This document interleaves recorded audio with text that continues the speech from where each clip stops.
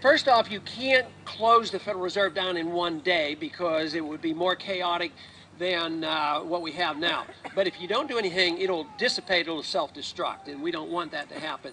So my plan would be to legalize the Constitution. And, you know, a really strange idea here. The Federal Reserve System is not a constitutional system. And you're absolutely right. Jefferson and Jackson got rid of the national banking system. We should aim for that. But I would do it by introducing a parallel currency. And this would be a sort of a newer notion about what the Constitution started with. The Constitution, especially the Coinage Act of 1792, authorized bimetallism, and that was not a good idea.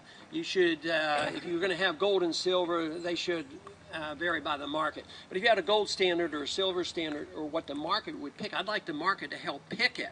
But what we need to do, just to move away from what we have, is to make sure that gold and silver as legal tender was permissible.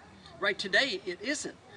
There's too many prohibitions. First, if you want to go and buy gold coins to circulate, you have to pay sales taxes. If your gold coin goes up in value because the dollar goes down in value, oh, they say your gold went from $700 to $800, you have to pay a capital gains tax. You shouldn't have to pay capital gains taxes on money. And then if there's a contract in gold and there's a settlement in court, then they settle in Federal Reserve notes, not in ounces of gold. So what you want to do is change those laws to legalize and let people drift over. So if you're deciding, well, I'm going to save for my kids' college education, okay, would you buy a 20-year government bond and put it away and think that would protect you, and 20 years from now it would have value? No, if you had $20,000, it would probably be worth about $5,000, if that much. But if you put it in a 20-year gold bond, earn a little interest, in Federal Reserve notes, it's going to go up like this and probably do better, at least as well as the cost of the education. So that should be legal and readily available, and with the electronic technology, it would be easy. Currencies trade on international exchange markets all the time.